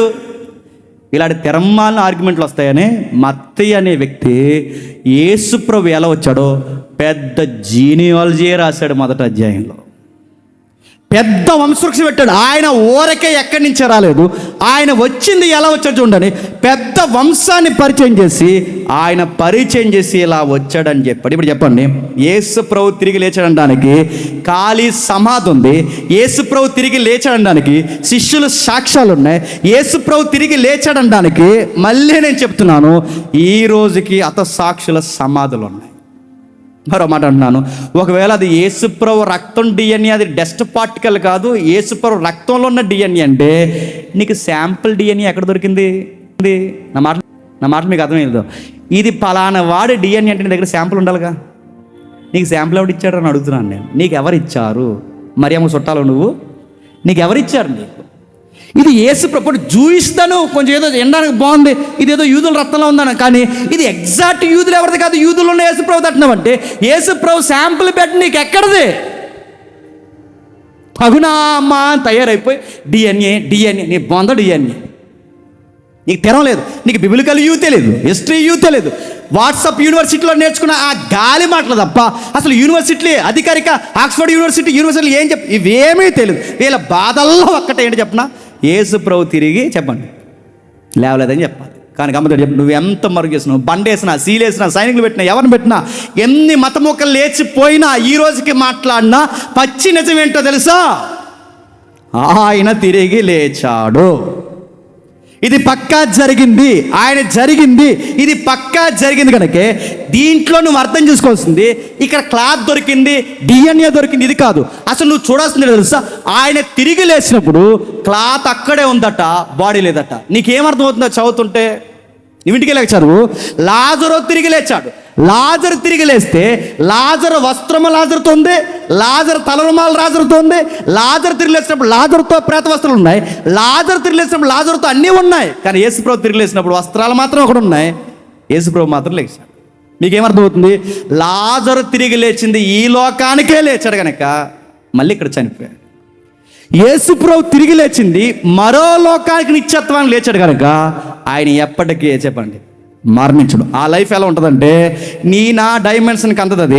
అది ఎలా ఉంటుందంటే అది కనబడగలదు, కనబడకుండా ఉండగలదు, అది మాట్లాడగలదు, మాట్లాడకుండా ఉండగలదు, అది తాకగలదు, తాకకుండా ఉండగలదు, అది తినగలదు, తినకుండా ఉండగలదు. ఏంటి ఆ లైఫ్ అంటే దాని పేరే ఎటర్నిటీ అంటారు. దాన్ని నిత్యత్వం. అది నిజంగా జరిగిందంటే జరిగింది, అది నిజంగా జరిగింది కాబట్టి ప్రభు అయిన యేసుక్రీస్తు వారికి అపోస్తులు మొదలుకొని మనం అందరం చెప్పండి సాక్ష్యం. ఇక నిజంగా ముగిస్తాను, ఇది లాస్ట్, ఇది చివరిది. ఒకవేళ ఆయన తిరిగి లేచాడా, తిరిగి లేవలేదా, వీటన్నిటి గురించి మాట్లాడుకుంటే అసలు ఏంటి ఆయన తిరిగి లేస్తే ఏంటి, తిరిగి లేకపోతే ఏంటి, పునరుద్ధానం గురించి మనకేంటి కలిసి వచ్చేదంటే ఒక మాట చెప్తాను, నేను త్వరగా ముగిస్తాను. ఇది చెప్పకపోతే ఈ మెసేజ్కి అర్థం లేదు. మనిషి అర్ధరహితంగా మారిపోయేది ఎప్పుడో చెప్పిన మరణం. రాజకీయ నాయకుడైనా, వాడు సినిమా యాక్టర్ అయినా, మోతుబర్ అయినా, డబ్బున్నవాడైనా, సామంతుడైనా, సామాన్యుడైనా, వాడు బిక్కుమని ఒక రోజు మిగిలిపోయేది ఎక్కడ చెప్పిన మరణం. అది నీ దగ్గరకు వస్తుంది అనడానికి నీ తల మెరుస్తుంది, అది నీ దగ్గరకు వస్తుంది అనడానికి నీ కళ్ళు దెబ్బతింటున్నా, అది నీ దగ్గరకు వస్తుందని నీ జీర్ణ వ్యవస్థ దెబ్బతింటుంది, అది నీ దగ్గరికి నేడో రేపు నేను పలకరిస్తుంది అనడానికి నీ బాడీలో సిమ్టమ్స్ మారిపోతున్నాయి. మరణం వస్తే ఏం చేస్తుంది? చదువుకున్నవాడినైనా, చదువు లేనివాడినైనా, ఎవరినైనా నిరర్ధకంగా మార్చేస్తుంది. ఒక మనిషి లైఫ్ ఎలా స్టార్ట్ అవుతుందో మీకు తెలుసు. బాగా చదువుకుంటాం, పెళ్లి చేసుకుంటాం, జీవితాన్ని మంచిగా అందంగా ప్లాన్ చేసుకుంటాం, అంతా బాగుంది, మంచి ఇల్లు, మంచి భార్య, పిల్లలు, లైఫ్ అంతా బాగుంది, కాస్తంత శాలరీ, అంతా బాగుందన్న సమయానికి ఆ జీవితం ఎడారిగా మారిపోయే ఒక గడి వస్తుంది. ఆ గడి ఏంటి చెప్పిన? మరణం. ఆ ఇంటి యజమాని చనిపోతే ఆ భార్య ఏమైపోతుంది? ఆ ఇంటి యజమాని చనిపోతే ఆ పిల్లలు ఏమైపోతారు? ఆ ఇంట్లో ప్రధాన మనిషి చనిపోయాడో ఆ కుటుంబం రోడ్డు మీద పడిపోతుంది. కరోనా మరణం దెబ్బకి ఎన్ని కుటుంబాలు రోడ్డు మీదకి వచ్చాయి? ఎమ్మెల్యే లాంటి వాళ్ళు కూడా బెంబేలు ఎత్తిపోయారు. ఒక ఎమ్మెల్యే అన్నాడు 500 కోట్లు ఎత్తాను నన్ను బతికించన్నాడు ఆ రోజుల్లో. ఆ ఎమ్మెల్యేతో ఆ ఫ్యామిలీ డాక్టర్ అన్నాడు అర్జెంటుగా 500 కోట్లు ఎత్తాను ఇక్కడి నుంచి వెళ్ళిపో అన్నాడు. ఎమ్మెల్యే గారు చచ్చిపోయారు. ఎవరన్నా అడగండి, బ్రేకులు కూడా అడగండి, చనిపోయాడు. ఎమ్మెల్యే అయినా చనిపోవాలి, ఎంపీ అయినా చనిపోవాలి, యాక్టర్ అయినా చనిపోవాలి, డాక్టర్ అయినా చనిపోవాలి, ఎవడైనా చనిపోవాలి. దాని ముందు ఎవడో నిలబడడు. ఆ డబ్బు దాన్ని ఆపలేదు, రాజకీయ పలుకుబడి దాన్ని ఆపలేదు, నీ సినిమా పేరు కూడా దాన్ని ఆపలేదు. దాని ముందు ఎవడైనా దిగదుడిపే. దాన్ని ఎలాగైనా జయించాలనుకున్నారు, దాన్ని ఎలాగైనా బయటికి జయించాలనుకున్నారు. ఆ జయించే ప్రయత్నాలు చేశారు కానీ ఎవడి వల్ల అవ్వలేదు. ఈజిప్ట్ కల్చర్లో మరణాన్ని జయించాలనుకున్నారు, ఈజిప్ట్ వల్ల అవ్వలేదు. గ్రీకులు డ్యూయలిజం నమ్మారు, జయించాలనుకున్నారు, వాళ్ళ వల్ల అవ్వలేదు. యూదులు జయించాలనుకున్నారు, యూదుల వల్ల అవ్వలేదు. ఇక్కడ ఎవరైతే ఉన్నారో సనాతన వాదులు కొంతమంది, వాళ్ళు కూడా మేము మరణాన్ని జయిస్తామని మహాసమాధిని, సజీవ సమాధిని గొయ్యి తీసుకుని కప్పెట్టుకుని అందులో కూర్చుని మళ్ళీ లెగిస్తామన్నారు. లేగలేదు, చచ్చిపోయారు. అందరూ ఆశ ఏంటి చెప్పినా? తిరిగి లేవాలి, తిరిగి లేవాలి, తిరిగి లేవాలి. కానీ ఎవడు తిరిగి లేవలేదు. కానీ ఏ మతంలో లేనిది, ఎవరికి ఈజిప్టియన్స్ కానీ, గ్రీకులకు కానీ, జూయిస్ కానీ, సనాతన వాదులకు కానీ ఎవరికి లేని ఆధారం మరణం తర్వాత మనం జయించొచ్చనే ఒకే ఒక్క ఆధారం ఎక్కడ ఉంది చెప్పినా? క్రైస్తవ విశ్వాసంలో ఉంది. ఎవరికి ఆధారం లేదు. మీరు చూడండి, ఎవరినైనా మీరు చూడండి, మరణం దేన్నైతే చినివేస్తుందో, ఫ్యామిలీని చినివేస్తుంది, బతుకుని చినివేస్తుంది, పెద్దరికాన్ని చినివేస్తుంది. కానీ ఆ మరణాన్ని చిదిమే గడి ఎక్కడ జరగలేదంటే జరిగింది అంటుంది బైబిల్. ఆ జరిగింది ఎక్కడ తెలుసా? 2000 సంవత్సరాల క్రితం క్రైస్తవ్యంలో జరిగింది. ఆ జరిగించిన వ్యక్తి ప్రభు అయిన యేసుక్రీస్తు. ఆయన తిరిగి లేచాడు. ఆయన తిరిగి లేచాడు కనుక తన శిష్యులకు కనబరుచుకున్నాడు. ఆయన తిరిగి లేస్తే ఏంటంటే, నేను ముగిస్తున్నాను, ఆయన తిరిగి లేస్తే ఏంటేంటి? ఆయన యందు విశ్వాసం ఉంచిన వారు మరణించినను తిరిగి లేస్తారు. అది మనకు లాభం. నువ్వు డబ్బు సంపాదించినా, పేరు సంపాదించినా, ఎన్ని సంపాదించినా, ఒక్కసారి మంచం పట్టావో దిక్కు దివాణం చూసేవాడు అన్నట్టు గుర్తుపెట్టుకో. నీకు వయసు మళ్ళీ ఓపిక తగ్గిందో నీ కొడుకులు కూతుర్లకే బరువైపోతావు నువ్వు. కానీ మరణంలోనూ మృదువు వచ్చని ఎత్తుకునే ఒక దేవుడు ఉన్నాడు. ఆ దేవుడు నేను తిరిగి లేపుతా అన్నాడు. నేను తిరిగి లేపుతానన్నాడు. నాకు ఆధారం ఏంటంటే ఆ దేవుడు అన్నమాట ముందుగా నేను తిరిగి లేచానన్నాడు. ఇది నాకు ఆధారం. ఆయన యందు విశ్వాసం ఉంచితే నేను మరణించినను తిరిగి లేస్తాను. జెనీవా సైంటిస్టులు, అమెరికా స్విట్జర్లాండ్ జెనీవాలో లేదా ఈ పై ప్రదేశాల్లో, ఈ జెనీవా ప్రాంతంలో చాలామంది సైంటిస్టులు ఏమన్నారంటే, ఈ రాజకీయ నాయకులు, సినిమా యాక్టర్లు అందరూ జాయిన్ అయిపోతున్నారు. వాళ్ళు ముందు కనిపెడతారంటే ఎప్పుడు 60 సంవత్సరాల తర్వాత, 20 సంవత్సరాల తర్వాత ఆ ముందు కనిపెట్టి ఆ బాడీకి ఎక్కిస్తేనట శవాలు బతికేస్తాయండి. ఎప్పుడు కనిపెడతారంటే ఒక 60-20 సంవత్సరాల తర్వాత కనిపెడతారు. మరి అప్పటి వరకు మేము బతుకున్నాం కదండి అంటే అన్నారు. అందుకే మా దగ్గర పాలసీ ఉంది, ముందుగా డబ్బులు కట్టి జాయిన్ అయిపోయి కొన్ని లక్షలు కోట్లు కట్టేస్తే మీరు చనిపోయిన తర్వాత లేదా మా జెనీవా నుంచి ఒక ఫ్లైట్ వస్తుంది, లేదా ఒక హెలికాప్టర్ వస్తుంది, వచ్చి ఒక పెద్ద బాక్స్ తెచ్చి మీ బాడీని అందులో పెట్టి ఈ బాడీని పట్టుకెళ్ళి డీప్ ఫ్రిడ్జ్లో పెడతారట. డీప్ ఫ్రిడ్జ్లో ఆ ఫ్రిడ్జ్లో పెట్టి ఏం చేస్తారు? మందు కనిపెట్టినప్పుడట అప్పుడు ఆ మందు ఎక్కిస్తేనట అప్పుడు నేను ఎలా తిరిగి లేసిపోతాడు. ఇదంతా ఎవరు చెప్తున్నారు? సైంటిస్టులు, జెనీవా సైంటిస్టులు చెప్తున్నారు. గమ్మత్తు చెప్తున్నా, బాగానే ఉంది వినడానికి. జాయిన్ అయిపోయారు, తెలుగు సినిమా యాక్టర్లు జాయిన్ అయిపోయారు, హాలీవుడ్, బాలీవుడ్ అందరూ జాయిన్ అయిపోయారు, పొలిటీషియన్స్ జాయిన్ అయిపోయారు, డబ్బున్న మోతుబర్లు అందరూ జాయిన్ అయిపోయారు, చాలా డబ్బులు కట్టేశారు. లేపేస్తా అంటే లేచిపోదామని జాయిన్ అయిపోయారు. గమ్మత్తు చెప్తున్నా, వాళ్ళు లేపకపోతే ఎవడైతే లేపుతానో ఆడిని బాక్స్లో పెడతారు. ఒకరోజు నన్ను బాక్స్లో పెడతారు. ఆడి బాక్స్ అక్కడ ఉంటుంది, నా బాక్స్ ఇక్కడ ఉంటుంది. ఆడు కదలడు, నేనే కదలను. ఇన్ని డబ్బులు తీసుకున్నాను, ఇంకా లేకపోతే 60 దాటేసిందని ఆడిని అడగడానికి ఆ బాక్స్ దగ్గర నేను వెళ్ళలేను. ఆడి బాక్స్ నా దగ్గర రాదు. నా డబ్బు అంతా తినేసే కదండి, నేను ఎవరిని అడగను.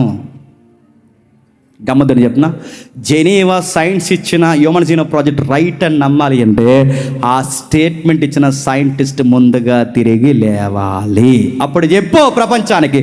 కానీ జెనీవా చెప్పింది జరుగుతుందో లేదో నాకు తెలియదు. కానీ నువ్వు నమ్మిన జీసస్ క్రైస్ట్ స్టేట్మెంట్ ఇచ్చాడు, నిజంగా తిరిగి లేచాడు, మళ్ళీ వస్తానన్నాడు, నేను తిరిగి లేపుతానన్నాడు. నమ్మే నమ్మే, అంతేక ఈ పునరుద్ధానాన్ని నమ్మే, దీన్ని నమ్మితే ఏమో తెలుసా, తీస్ట్కి ఎతిస్ట్కి ఒక్కసారి లాస్ట్ ఇది ఒక్కసారి చూడండి, ముగిస్తాను. ఎతిస్ట్ అంటే దేవుని నమ్మనివాడు, తీస్ట్ అంటే దేవుని నమ్మనివాడు. తీస్ట్ డిఎల్ మూడి, ఎతిస్ట్ ఎవరైతే ఉన్నాడో అక్కడ మనకు కనబడుతుంది రాబర్ట్ జీ ఇంగర్ సోల్ ఎవరైతే ఉన్నారో వీళ్ళిద్దరు మీరు చూడండి. ఇంగర్ సోల్ అంటే ఒక నాస్తికుడు, డిఎల్ మూడి దేవుడిని నమ్మినవాడు. డిఎల్ మూడి ఎవరైతే ఉన్నారు, ఇంగర్ సోల్ ఎవరైతే ఉన్నారు, ఇద్దరు అమెరికన్స్ ఒకే రోజు చనిపోయారు. ఒక ఎథిస్ట్, ఒక తీస్ట్ అంటే దేవుని నమ్మనోడు, దేవుని నమ్మనోడు. దేవుని నమ్మినవాడు, దేవుని నమ్మనవాడు ఇద్దరు ఒకే రోజు చనిపోతే ఈ ఎవరైతే ఉన్నారో ఇంగర్ సోల్ ఇంట్లో అందరూ స్నేహితులు, బంధువులు అందరూ ఇంట్లో అందరూ ఏడుస్తున్నారు.